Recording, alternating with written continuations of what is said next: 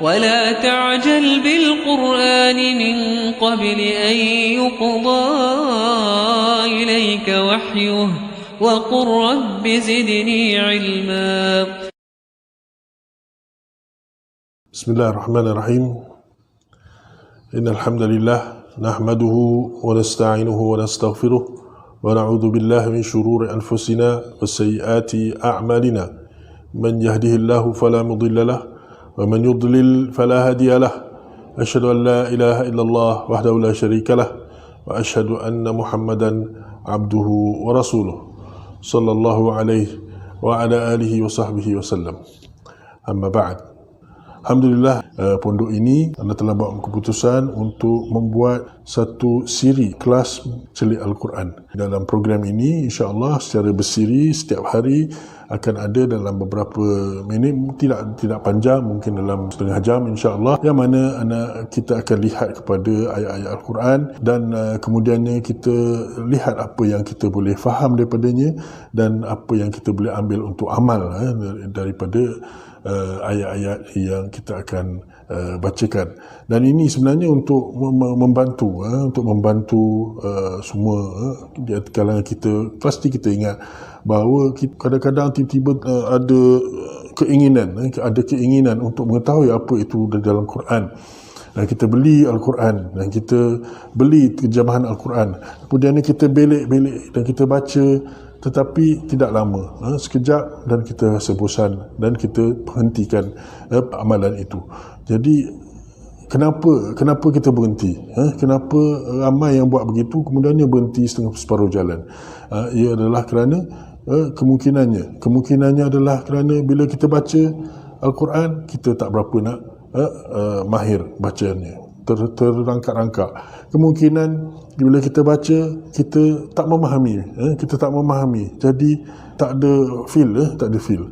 Ataupun bila kita baca terjemahannya, kita tak dapat nak apakah faedah yang dapat kita ambil daripada ayat-ayat yang kita baca itu. Dan kita dapati bahawa mungkin juga bahawa sebab kita tidak ada perubahan lepas itu, kita rasa macam baca ke tak baca serupa sahaja. Jadi ini yang membuat kita rasa mungkin selepas beberapa lama kita tidak meneruskan amalan itu. Jadi di sinilah yang saya rasa perlu bantuan, dan saya insya-Allah cuba untuk membantu, yang utamanya untuk diri saya sendiri dan kepada semua. Insya-Allah anda cubalah untuk mendekatkan makna Al-Quran itu dan juga apakah yang boleh kita pelajari, apa yang kita boleh amal daripada ayat-ayat itu. Diriwayatkan tentang sahabat-sahabat ketika Nabi SAW mengajar mereka. Sahabat kata mereka belajar tak lebih daripada 10 ayat. Mereka akan belajar ayat itu, hafal, kemudiannya belajar apa yang patut difahami, kemudiannya apa yang patut diamalkan, dan bila dah cukup itu semua baru mereka langkah kepada ayat yang 10 lagi. Jadi itulah cara mereka. Oleh itu sahabat Nabi dikatakan oleh Allah Subhanahu wa taala dalam Al-Quran, as-sabiqunal awwalun minal muhajirin wal ansar. Orang-orang yang dah ke depan mengatasi orang lain. Kalau berlumba, mereka lah yang di depan, yang lain semua di belakang. Ibarat berlumba, sahabat berada di depan, yang lain di belakang. Dan siapa mereka itu? Dan Allah kata dalam firman dalam Quran tu, dalam surah Taubah katanya, minal muhajirin, siapa tu? Sahabat lah. Wal ansar, siapa tu? Sahabat juga. Jadi dua-dua golongan sahabat, muhajirin yang asal daripada Mekah, satu lagi al-ansar yang memang berada di Madinah. Al-muhajirin berhijrah pergi ke Madinah, dan mereka bersama dengan orang-orang al-ansar mereka membentuk masyarakat Islam yang pertama, masyarakat Islam, yakni umat Muhammad yang pertama. Dan mereka dikatakan oleh Nabi Muhammad SAW,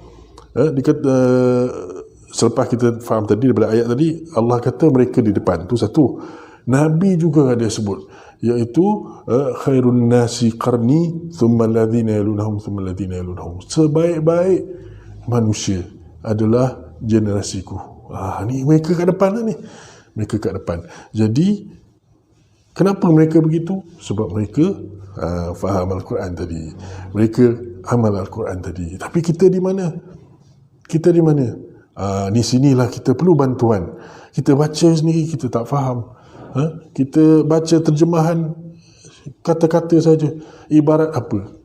Kalau kita baca terjemahan sendiri, cuba kalau kita lihat satu gunung lah contohnya, kita lihat satu gunung di depan kita, kita nampak apa? Kita nampak satu gunung lah, kita nampak satu gunung. Tapi kalau kita ni adalah pencinta kepada alam semula jadi ni, cinta alam semula jadi ni, dan kita adalah pengkaji, apa kita buat? Kita ambil teropong, kita buka gambar apa tu, kita lihat lebih dekat. Oh, di gunung ini ada penempatan di sini, ada penempatan di sini. Oh, di sini kawasan ada air terjun, di atas lagi dia ada kawasan-kawasan yang tanah datar, ada lagi tempat ini. Semua detail-detail tu kita dapat lihat. Siapa yang dapat lihat? Orang yang minat dan orang yang dia terlatih. Dia tahu, dia gunakan alat-alat yang diperlukan untuk lihat apa yang ada pada gunung tu. Tapi kalau kita baca terjemahan, apa kita dapat? Kita dapat gunung. Kita dapat gunung je. Apa kita nampak gunung, satu benda je. Iaitu secara zahir, apa ayat tu yang kita baca, dapat satu benda yang kita faham. Tapi orang yang terlatih, orang yang kaji, dia akan dapat macam-macam dari situ. Macam-macam dia dapat lihat daripada satu ayat Al-Quran. Ada satu ketika seorang profesor di dalam history, New Testament history, iaitu tentang Injil. Dia adalah ahli pakar sejarah tentang Injil ataupun New Testament. Jadi dia bernama Bart Ehrman. Dia tanya dalam ceramahnya, dia kata, baik, siapa di antara kamu yang baca buku Bible seluruhnya? Dia kata sikit-sikit je, angkat tangan. Baik, siapa di antara kamu dah baca Da Vinci Code, satu buku novel yang dah telah masuk dalam TV, dia punya cerita tu, Da Vinci Code, sangat famous. Yang itu ramai orang angkat tangan, Lepas tu kata dia, bukankah itu Da Vinci Code ialah buku boleh tahan, memang seronok bacanya. Tapi kalau Tuhan yang mengarang kitab lah, dia kata, tidakkah kamu ada keinginan nak tahu apa yang dia tulis? Tidakkah kamu ada keinginan nak tahu apa yang dia tulis? Itu kata orang Kristian ataupun seorang profesor dalam bidang itu, dalam bidang kitab Injil. Kita pula macam mana? Kita tahu dah Injil itu memang terubah lah. Kitab tu sebenarnya tak tahu siapa yang tulis. Dia yang kata sendiri, profesor tu sendiri kata tak tahu siapa tulis. Tapi Al-Quran kita tahu ia adalah kalam Allah. Ia memang daripada Allah, dibawa oleh Nabi Muhammad SAW dan ajar kepada kita. Antara Nabi Muhammad dengan Allah adalah Jibril AS yang membawa mesej itu kepada Nabi. Semua orang menghafalnya. Sahabat-sahabat telah menghafalkannya dan menyampaikannya. Sedangkan Injil tidak macam tu. Jadi profesor tu kata, kita tak dapat nak pastikan, dia katalah, tak dapat nak pastikan kesahihan apa yang ada di tangan tu sekarang. Sebab yang menulis kitab-kitab tu semua tak diketahui siapa yang menulis. Itu New Testament, Injil yang ada sekarang ni, dalam Bible tu. Tapi di Quran kita tahu siapa yang apa asal usulnya, iaitu Allah. Kita tahu. Sebab bila ia diturunkan, ia disebut oleh Nabi Muhammad SAW kepada sahabat-sahabat, semua hafal. Dan itulah yang diajar seterusnya, dan juga ada yang ditulis semua. Itu kita akan lihat nantilah. Ana akan cerita sikit lah tentang introduction, tentang pengenalan tentang Al-Quran ni. Kita akan cerita sikit-sikit. Tapi Quran datang sampai kepada kita, sampai ke zaman ini, bukan hanya dengan tulisan tapi dengan hafalan. Dan hafalan semua sama. Ketulinan Al-Quran terjamin. maknanya ia adalah kalamullah, ia karangan Allah SWT. Kita tak mau tahu ke apa yang Allah bagi tahu, apa yang Allah cerita? Tak nak tahu ke? Allah Akbar. Allah tu. Jadi itulah insya-Allah yang kita akan cuba bantu dengan siri yang pertama insya-Allah, iaitu tentang Al-Quran. Dan akan gunakan kitab ini insya-Allah, iaitu kitab terjemahan Al-Quran ini daripada Nasrul Quran. Nasrul Quran, iaitu di Putrajaya. Kalau siapa pergi ke Putrajaya, dia akan nampak satu kompleks Nasrul Quran yang besar. Masya Allah, saya lihat pun sangat teruja bila melihat bangunannya dan juga apa yang di dalamnya, kitab Al-Quran yang dibuatnya, Masya Allah. Jadi kitab ini bukan dibayar oleh Nasrul Quran, tidak. Bukan itu, kerana tidak dibayar oleh sesiapa untuk untuk kempen ni. Bukan kempen kitab ni, tapi inilah kitab yang anda akan guna insya-Allah. Iaitu dia adalah, kalau kita buka dalam ni, selain daripada apa-apa yang lain tu, yang pentingnya adalah ini. Di dalamnya adalah ayat-ayat Al-Quran, ayat-ayat Al-Quran dengan terjemahannya, ayat demi ayat. Perkataan ayat demi ayat di tepi, dan perkataan demi perkataan di dalam mushaf itu sendiri. Jadi kita lihat di situ, bila ada macam itu, maka kita dapat lihat kepada maksud ayat, perkataan, setiap perkataan dalam ayat, dan kita lihat kepada makna perkataan ayat secara keseluruhan. Kemudian kita lihat macam mana kita nak, apa yang kita boleh ambil daripada ayat Al-Quran ni untuk difahami dan diamalkan. Itu je, mudah. Mudah. Dia ada, ini dipanggil, terjemahan ni dipanggil Al-Mufiq. Terjemahan Al-Mufiq. Boleh dibeli di sana. Rasanya dalam, tak silap harganya dalam 135 ringgit. Ni dia kata Al-Karim bertajwid dan terjemahan beserta ensiklopedia Al-Quran, Mushaf Mufiq. Mushaf Mufiq. Kita pergi kepada yang pertama lah. Yang pertama dalam Al-Quran, iaitu Bismillahirrahmanirrahim. Ini dalam surah Al-Fatihah, belah atas sekali, Bismillahirrahmanirrahim. Ini Bismillahirrahmanirrahim. Itu. Jadi kalau kita lihat dalam kitab ini, dia ada Bismillah, dia tulis dengan nama, Bismi dengan nama. Lepas tu Allah, ditulis Allah lah. Ar-Rahman diterjemahkan yang Maha Pemurah. Yang Ar-Rahim diterjemahkan Maha Penyayang. Jadi kita ada perkataan-perkataan. Dari segi perkataan, setiap perkataan ada makna dia dah. Baik, kita lihat pula, pada dia punya terjemahan ayat. Jadi ini dia nak berikan makna ayat itu secara ringkas beri ayat ni dengan merujuk pada tafsir-tafsir semualah. Jadi dia kata sini, dimulai dengan nama Allah yang Maha Pemurah lagi Maha Penyayang. Itu disebut begitu. Okey.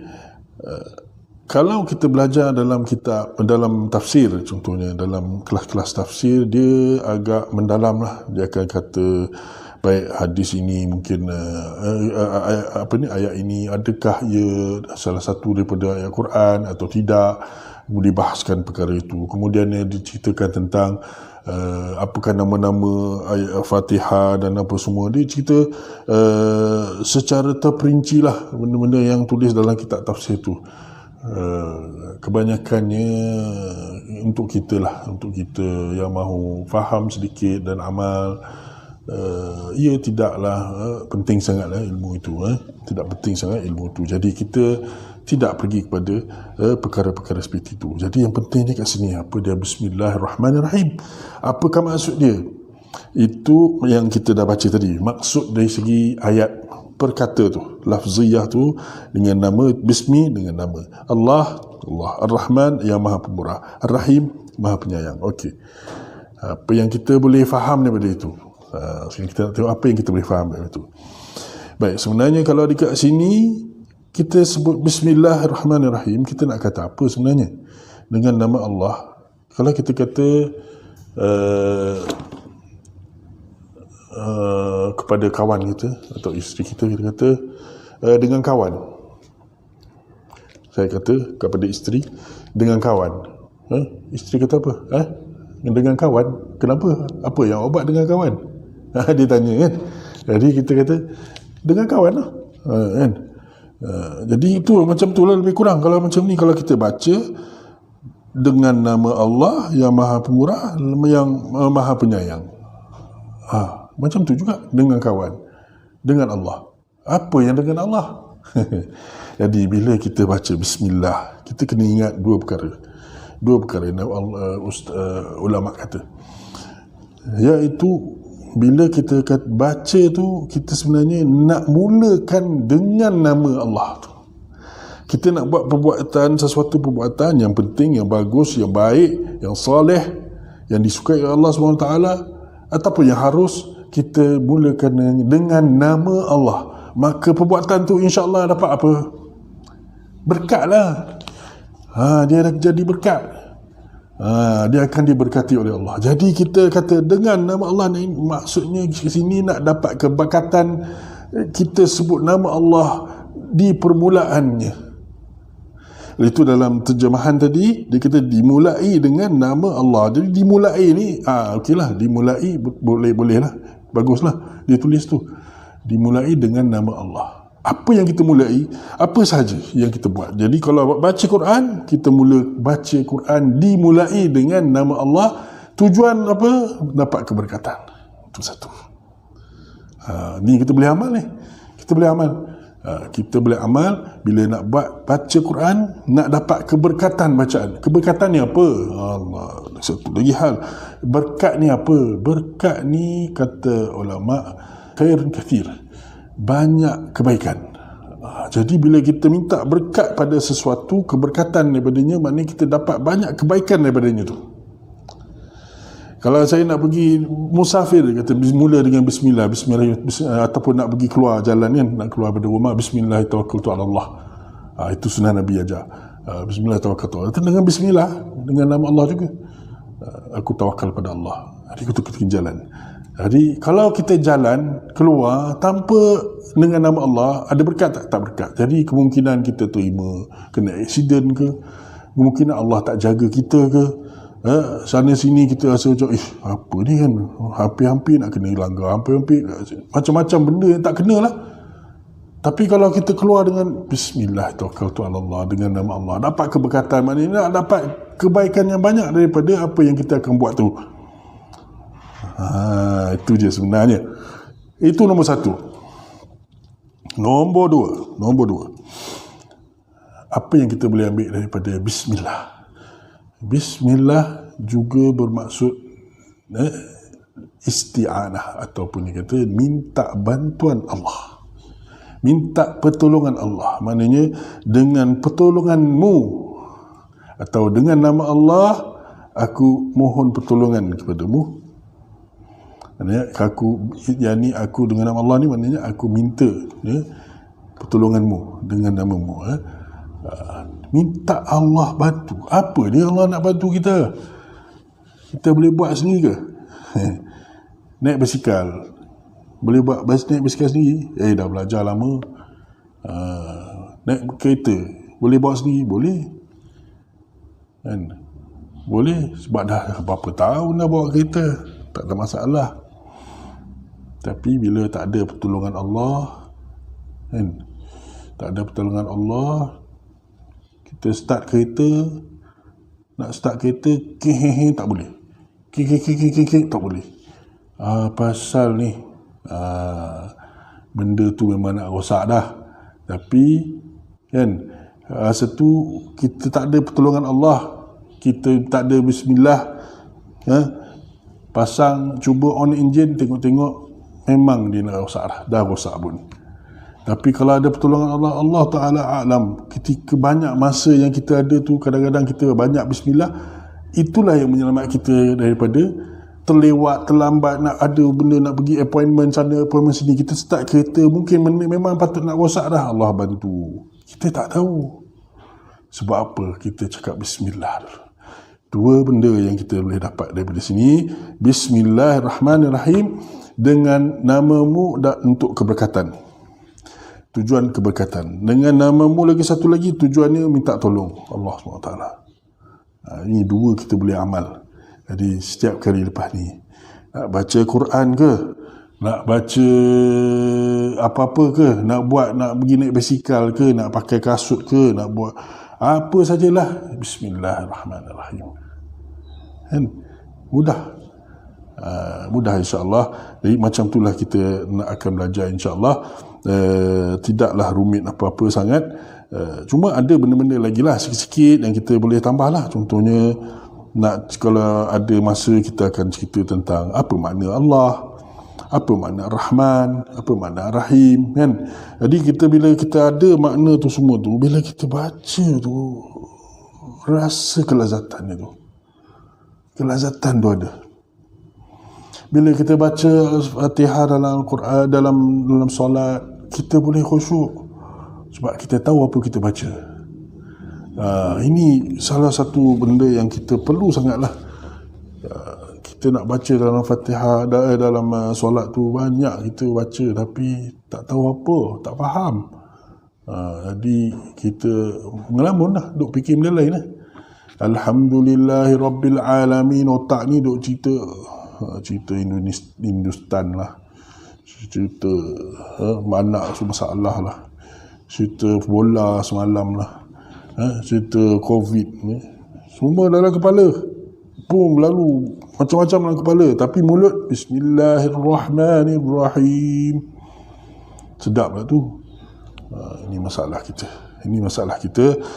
Jadi inilah yang insya-Allah kita akan buat. Insya-Allah tidak rumit, tidak apa. Saya akan cuba bantu kita baca dan insya-Allah semua orang boleh faham, semua orang boleh ambil apa yang diperlukan. Tapi menggunakan kitab ni lah. Bila kita kitab ni, bila ada kitab ni dia lebih senang. Kalau kitab yang lain, kalau boleh juga kalau kita ambil kitab contohnya Tafsir Pimpinan Ar-Rahman, boleh, dia ada terjemahan ayat, tapi dia tak ada perkata tu, tak ada, setiap perkataan tak ada. Jadi bolehlah kita rujuk kepada maksud ayat saja, boleh masuk ayat saja. Jadi kita tak dapat faedah yang ekstra, iaitu apa?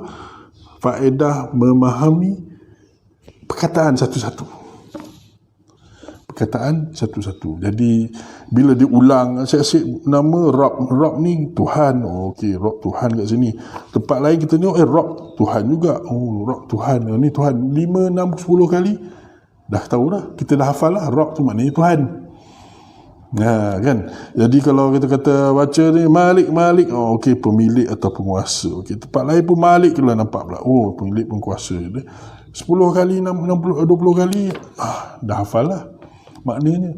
Inilah dia punya faedah dia, yang ekstra yang kita boleh ambil. Kita boleh belajar bahasa Arab juga.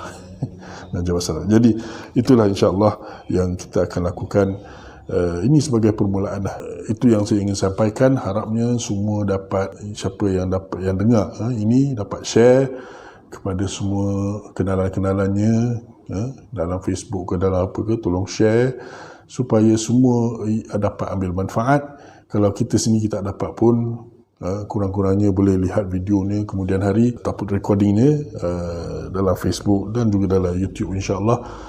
Ataupun sekurang-kurangnya lah, tak dapat tengok, tak dapat apa pun, kurang-kurangnya kita dapat pahala apa, kita share pada orang lain, dan orang lain yang ambil manfaat pada tu, sebab kita share kepada dia kita dapat pahala juga, insya-Allah. Itulah kemurahan Allah Subhanahu Wa Taala yang kita sebut tadi, Ar-Rahman Ar-Rahim. Rahmat Allah itu wasi'a kulli syai'in, dia merangkumi semua. Jadi rahmat Allah tu salah satunya ialah bagi pahala kepada orang dengan mudah saja. Dia tunjuk benda yang baik pada orang lain, dia tak buat pun. Dia kata, okey, ini ada kitab ni bagus ni, nampak macam bagus lah, dia bagi pada orang lain kitab, bagi pada orang lain, dibelikan bagi pada orang lain, dia tak baca, dia bagi orang lain baca, orang lain tu ambil baca, waktu dia amal dapat pahala tak orang yang bagi? Dapat kan, kata Nabi, siapa yang tunjuk pada kebaikan, ad-dalu 'alal khair ka fa'ili, orang yang tunjuk pada satu kebaikan, dia adalah seperti orang yang lakukan benda tu, seperti orang yang buat benda tu, yang amalkan benda tu, suruh sama, dapat pahala dia.